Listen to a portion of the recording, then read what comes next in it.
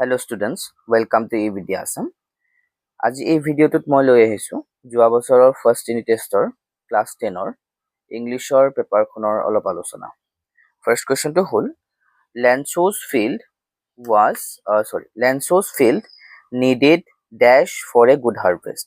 মানে লেঞ্চৰ ফিল্ডখনত কিহৰ প্ৰয়োজন হৈছিলে এটা ভাল হাৰ্ভেষ্টৰ কাৰণে, ভাল খেতিৰ কাৰণে। ইয়াৰ কাৰেক্ট আনচাৰটো হ'ব ৰেইন। ঠিক আছে, তোমালোকে চেপ্টাৰটো পঢ়িলেই বুজি পাবা, বহুত ইজি কুৱেশ্যন হয়তো। হ'ল South Africa is rich in, South আফ্ৰিকাখন কি বস্তুত মানে বেছি ৰিচ, কি বস্তুত চহকী, ধনী। তাৰ কাৰেক্ট আনচাৰটো হ'ব James and minerals, option C হ'ব। নেক্সট কুৱেশ্যনটো হ'ব দ্য ৱৰ্ড ড্ৰিফটিং মিনছ, মানে ড্ৰিফটিং ৱৰ্ডটোৰ মিনিংটো কি হয়। ড্ৰিফটিং মানে হ'ল শ্ল'লি মুভ কৰা, মানে লাহে লাহে যোৱা। ইয়াৰ কাৰেক্ট আনচাৰ হ'ব চি, মুভিং শ্ল'লি। নেক্সট কুৱেশ্যনটোলৈ মুভ কৰিম। Question number 4, he should be lurking in shadow. Shadow here refers to the shadow of, মানে ইয়াত যে কৈছে he should be lurking in the shadow, lurking মানে ইয়াত শ্বেডো মানে কিহৰ কথা কৈছে, লং গ্ৰাছ, মানে ওখ ওখ ঘাঁহবোৰৰ কথা কোৱা হৈছে ন। ঠিক আছে, okay. Where is Coorg, Coorg ক'ত আছে, কুৰ্গ কৰ্ণাটকাত আছে। আজিকালি কুৰ্গ বুলি নকয়, আজিকালি ইয়াৰ নামটো সলনি কৰি কোডাগু কৰি পেলালে। ঠিক আছে, কুৰ্গত কফি বহুত পৰিমাণে খেতি কৰা হয়। ঠিক আছে, নেক্সট কুৱেশ্যন নম্বৰ 6 আহিম। ইয়াত আমাক এটা এজাৰশ্যন দিছে আৰু তাৰ ৰিজনটো আমাক দি দিছে। এজাৰশ্যনটো হ'ল Lencho wrote a letter to God requesting money to replant his crops. মানে লেঞ্চোৱে ভগৱানক চিঠি লিখিছিলে ন, কাৰণ হেইলষ্টৰ্মে তাৰ গোটেই খেতিখিনি ধ্বংস কৰি থৈ গুচি গৈছিলে। সেইকাৰণে সি ভগৱানলৈ চিঠি লিখিছিলে। এতিয়া কি বিচাৰি সি চিঠি লিখিছিলে, সি পইচা বিচাৰি চিঠি লিখিছিলে, যাতে সেয়া পইচাৰে সি নিজৰ ক্ৰপছখিনি আকৌ শ্ব' কৰিব পাৰে, আকৌ সি মানে খেতি ৰুব পাৰে মানে। ঠিক আছে, ফাৰ্ষ্ট যিটো এজাৰশ্যন সেইটো কাৰেক্ট হয়, লেঞ্চোৱে ভগৱানলৈ পইচা বিচাৰি চিঠি লিখিছিলে। এতিয়া কিয় চিঠি লিখিছিলে, কাৰণ লেঞ্চোজ এণ্টায়াৰ ক্ৰপ ৱাজ ডেষ্ট্ৰইড বাই এ হেইলষ্টৰ্ম, কাৰণ গোটেই হেইলষ্টৰ্মৰ কাৰণে লেঞ্চৰ গোটেই ক্ৰপখিনি ধ্বংস হৈ গৈছিলে। মানে ইয়াত এজাৰশ্যন এইটো কাৰেক্ট হয় আৰু ইয়াৰ ৰিজন আৰ এইটো correct. Option A is the correct answer. ঠিক আছে, তাৰ নেক্সট পাৰ্টটোলৈ মুভ কৰিম। কুৱেশ্যন নম্বৰ 7তো আমাক তেনেকেই কৈছে, এটা এজাৰশ্যন আমাক দি দিছে আৰু তাৰ ৰিজনটো দি দিছে, তাৰ কাৰণটো আমাক দি দিছে। এজাৰশ্যনটো হ'ল Coorg is known for its coffee plantation. এইটো একদম কাৰেক্ট হয়।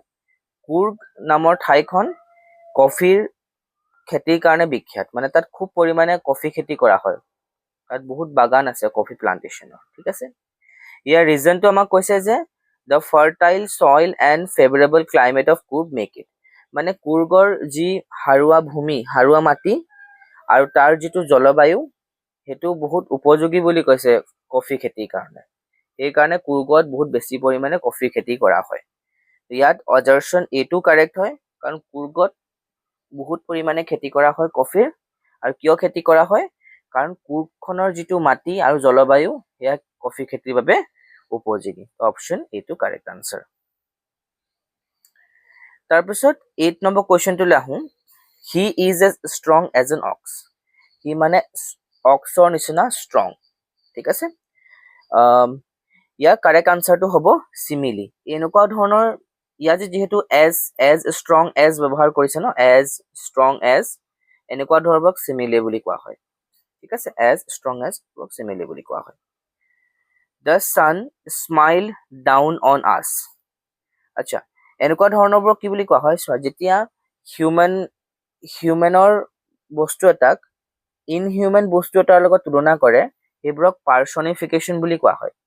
মানে ছানে মানুহৰ নিচিনাকে হাঁহিছে, আচলতে আমি মানুহেহে হাঁহো, মানুহৰ নিচিনাকে ছানে হাঁহিছে, আমি কৰা বস্তুটোক ছানে কৰে বুলি কোৱা হৈছে ন, এনেকুৱা ধৰণৰবোৰক পাৰ্চনিফিকেশ্যন বুলি কোৱা হয়। অ'কে, নেক্সট চোৱা। Question number 10, unfortunately I have not got the time for ৱাচিং টিভি। কৈছে যে দুৰ্ভাগ্যবশত মই টাইম নাপাওঁৱেই টিভি চাবৰ কাৰণে। ইয়াত কি আহিব? লিটল আহিব। তিনি ধৰণৰ ডিটাৰমিনাৰ্ছ আমি ইউজ কৰোঁ, লিটল, এ লিটল আৰু দ্য লিটল। লিটল মানে একেবাৰে কম, ইমানেই কম যে নাই বুলি ক'লেও বেয়া নহয়, হ'ল। আৰু এ লিটল মানে হ'ল একেবাৰে কম, সামান্য, ঠিক আছে। দ্য লিটল মানে হ'ল একেবাৰে কম, কিন্তু কম হ'লেও সেয়াই যথেষ্ট, মানে সেয়া হৈ যাব মোৰ কাৰণে। তেনেকুৱা ধৰণৰ চেন্সত দ্য লিটলটো ব্যৱহাৰ কৰে। লিটল মানে হ'ল কম, কিন্তু ইমানেই কম যে নাই বুলি ক'লেও বেয়া নহয়। এতিয়া তেওঁ কৈছে যে মই টিভি চাবৰ কাৰণে আনফৰ্চুনেটলি ব্যৱহাৰ কৰিছে যে সেইকাৰণে মই লিটল লিখিম। মানে আনফৰ্চুনেটলি মই সময় নাপাওঁৱেই টিভি চাবৰ কাৰণে। ইয়াৰ কাৰেক্ট আনচাৰ হ'ব ডি। নেক্সট কুৱেশ্যনটোলৈ মুভ কৰিম। দেয়াৰ ইজ নট আছে, চোৱা। ইজ নট যেতিয়া থাকিব এইটো এটা নেগেটিভ চেণ্টেন্স হয়। নেগেটিভ চেণ্টেন্সত আমি কি ব্যৱহাৰ কৰিম? এনি ব্যৱহাৰ কৰিম। যদি নেগেটিভ চেণ্টেন্স আছে আৰু তাত ক'ৰবাত এনি তোমালোকে দেখিছা, চকুমুটি এনিটো টিক কৰি দিবা। তো there is not any in that container, তাত একো নাই, ঠিক আছে। নেক্সট কুৱেশ্যন নম্বৰ 12 লৈ আহিম। He gave a cookie to this child, ঠিক আছে। হি কুকি দিলে, কুকি মানে সৰু সৰু বিস্কুট দিলে, আৰু কাক দিলে? প্ৰত্যেকটো চাইল্ড, প্ৰত্যেকটো মানে বাচ্চাক সি কুকি দিলে। তো ইয়াত কি লিখিব লাগিব? ইচ মানে প্ৰত্যেকটো বাচ্চাক সি কুকি দিলে, ঠিক আছে। এইটো হ'ব প্ৰিপজিশ্যন, অ'কে। এইকেইটা প্ৰিপজিশ্যন, এইটো ডিটাৰমিনাৰ্ছৰ পৰা আহিছিলে। কুৱেশ্যন নম্বৰ 10 ডিটাৰমিনাৰ, 11, 12 প্ৰিপজিশ্যন, ঠিক আছে। You must learn dash English every day to improve your language. তুমি সদায় অলপ অলপকৈ ইংলিছ শিকিব লাগে তোমাৰ ইংলিছটো ইম্প্ৰুভ কৰিবৰ কাৰণে। ইয়াত আমি কি ব্যৱহাৰ কৰিব লাগিব? চাম মানে অলপ অলপ, ঠিক আছে। অলপ অলপ আমি ইংলিছ শিকিব লাগে ডেইলি আমাৰ ইংলিছটো ইম্প্ৰুভ কৰিবৰ কাৰণে। ইয়াৰ কাৰেক্ট আনচাৰ হ'ব চাম।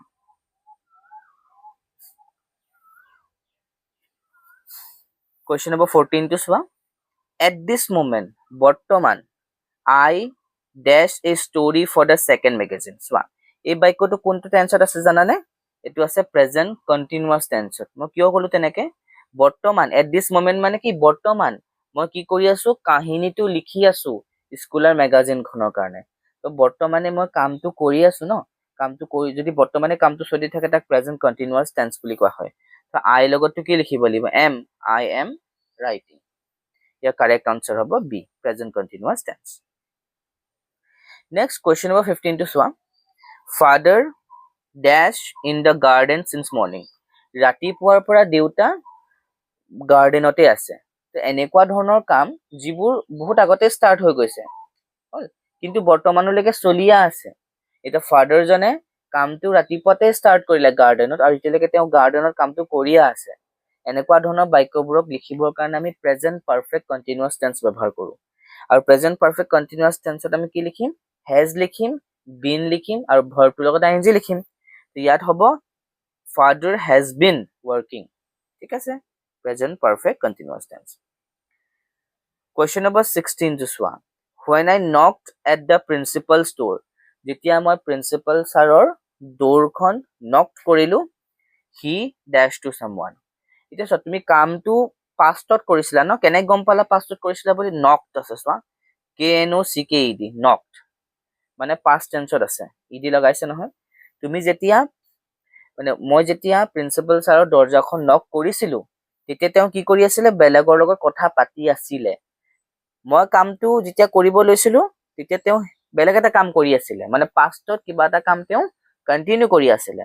গতিকে এইটো কি টেন্সত পৰি যাব? Past continuous tense. He was speaking to someone আমি লিখিব লাগিব, ঠিক আছে। ইজ স্পিকিং নহয়, he was speaking. The man dash interviewed you is the boss. সেইজন মানুহ যিজন মানুহে তোমাৰ ইণ্টাৰভিউ ললে, সেইজনেই কি হয়? বছ হয়। দ্য মেন হু ইণ্টাৰভিউড ইউ, হু আহিব ইয়াত, ঠিক আছে। আমি হুইচ ব্যৱহাৰ কৰিব নোৱাৰো, যিহেতু এজন জীৱিত ব্যক্তিৰ কথা কোৱা হৈছে। দ্য মেনজন এটা জীৱিত বস্তু হয় ন, সেইকাৰণে হু লিখিম, নহলে নিৰ্জীৱ বস্তু হোৱাত মই হুইচ লিখিলো। সেইজন মানুহ যিজনে তোমাৰ ইণ্টাৰভিউ ললে, তেওঁৱেই বছ হয়। কুৱেশ্যন নম্বৰ 18 টো চোৱা। The boy whose bag was stolen is over there. মানে সেইটো ল'ৰা যাৰ বেগটো ষ্টল হ'ল, যাৰ বেগটো চুৰ হ'ল, তেওঁ তাত আছে মানে, বুজি পাইছা? দ্য বয় হুজ, হুজ লিখিব লাগিব, হুজ মানে যাৰ, সেইটো ল'ৰা যাৰ বেগটো চুৰ হ'ল তেওঁ তাত আছে, তো হুজ মানে যাৰ, তো হুজ বহিব, ঠিক আছে? Correct option C. নেক্সট চোৱা, আই ৱেণ্ট টু মুম্বাই, মই মুম্বাইলৈ গৈছিলোঁ। Dash is the commercial capital of India. I went to Mumbai which is the, ইয়াত আমি হুইচ ব্যৱহাৰ কৰিম। যদি এইটো মানে জীৱিত বস্তু হ'লহেঁতেন, লাইভ বস্তু, যেনেকে ইয়াত আমি পাইছিলোঁ দ্য মেন হু, ঠিক আছে? তেনেকে ইয়াত দ্য মুম্বাইটো কি হয়, নিৰ্জীৱ বস্তু, সেইকাৰণে ইয়াত আমি হুইচ ব্যৱহাৰ কৰিম, হু ব্যৱহাৰ নকৰোঁ। আই ৱেণ্ট টু মুম্বাই, মই মুম্বাইলৈ গৈছিলোঁ, আৰু সেই মুম্বাইখনে কি হয়, কমাৰ্চিয়েল কেপিটেল হয় ইণ্ডিয়াৰ। কুৱেশ্যন নম্বৰ 20 লৈ আহিম। আমাকে ইয়াত এটা চেণ্টেন্স দি দিছে, and my own 8th decade as a man according to the phrase Mandela's age was, মানে ইয়াত কৈছে যে 8th decade, যদি মণ্ডেলাই কৈছে যে and my own 8th decade as a man, মই 8th decade জীয়াই আছো, মানে এনেকে তেওঁ কৈছে। 8th decade মানে কি হ'ব, এজটো হ'ব 80 to 90, কাৰণ আমি ডিকেড মানে গম পাওঁ যে 1 ডিকেডত কিমান থাকে, 10 years, 2 ডিকেডত 20 years, ঠিক আছে? 20 years and more, যদি 8 ডিকেড বুলি কৈছে 80 years and more, মানে এজটো 80 to 90 ভিতৰত হ'ব লাগিব। Option B is the correct one, ঠিক আছে? গতিকে ছাত্ৰ ছাত্ৰীসকল, এয়াই আছিলে ইংলিছ পেপাৰখনৰ অলপ আলোচনা। মই MCQ কুৱেশ্যনখিনি তোমালোকলৈ আগবঢ়ালো। আশা কৰোঁ এই ভিডিঅ'টো তোমালোকক বহুত সহায় কৰিব আহিবলগীয়া আগন্তুক প্ৰথম ইউনিট টেষ্ট পৰীক্ষাত, ঠিক আছে? যদি ভিডিঅ'টো ভাল পোৱা, লাইক, শ্বেয়াৰ আৰু ছাবস্ক্ৰাইব কৰিবা, হ'ব? ঠিক আছে।